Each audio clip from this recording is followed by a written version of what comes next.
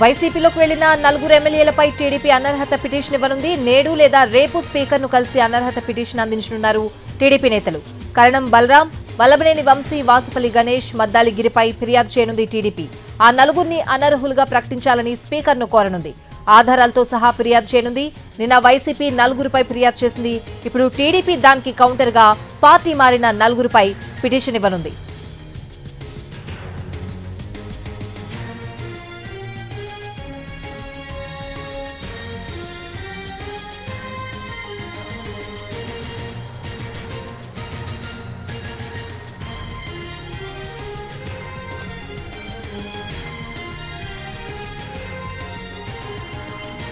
వైసీపీలోకి వెళ్లిన నలుగురు ఎమ్మెల్యేలపై టీడీపీ అనర్హత పిటిషన్ ఇవ్వనుంది. నేడు లేదా రేపు స్పీకర్ను కలిసి అనర్హత పిటిషన్ అందించనున్నారు టీడీపీ నేతలు. కరణం బలరాం, వల్లభనేని వంశీ, వాసుపల్లి గణేష్, మద్దాలి గిరిపై ఫిర్యాదు చేయనుంది టీడీపీ.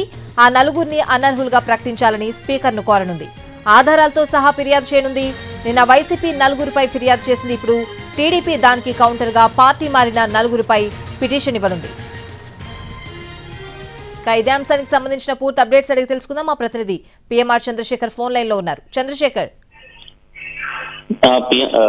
స్వాతి, నలుగురు వైసీపీలోకి వెళ్లిన నలుగురు టీడీపీ ఎమ్మెల్యేల మీద అనర్హత పిటిషన్ ఇవ్వాలని చెప్పని టీడీపీ నిర్ణయించింది. నిన్న టీడీపీకి వచ్చిన నలుగురు వైసీపీ ఎమ్మెల్యేల మీద అనర్హత పిటిషన్ వేసిన నేపథ్యంలో టీడీపీ కూడా ఈ నిర్ణయం తీసుకున్నట్లుగా కనిపిస్తుంది. మొత్తం నలుగురు ఎమ్మెల్యేలు ఎవరైతే వల్లభనేని వంశీ కావచ్చు, కరణం బలరాం, వాసుపల్లి గణేష్, మద్దాలగిరి, ఈ నలుగురు పార్టీ మారిన పరిస్థితి ఉంది. సో ఈ నేపథ్యంలో గతంలోనే వీళ్ళకి సంబంధించిన అనర్హత పిటిషన్ వేయాలనుకున్నప్పటికీ ప్రభుత్వం వైపు నుంచి లేదా స్పీకర్ వైపు నుంచి దీనికి సరైన రెస్పాన్స్ ఉండే అవకాశం లేదు. కాబట్టి ఇచ్చినా గానీ ఉపయోగం ఉండదు అనే ఉద్దేశంతో ఇప్పటివరకు పెండింగ్ లో పెట్టిన పరిస్థితి. సో ఈ నేపథ్యంలో ఇప్పుడు వైసీపీ వైపు నుంచి ఈ రకమైన అనర్హత పిటిషన్లకు సంబంధించిన నిర్ణయం తీసుకోవడంతో సో టీడీపీ నుంచి వైసీపీలోకి జంప్ అయిన నలుగురు ఎమ్మెల్యేలకు సంబంధించిన అనర్హత పిటిషన్ ఇవ్వాలని చెప్పి నిర్ణయం తీసుకుంది.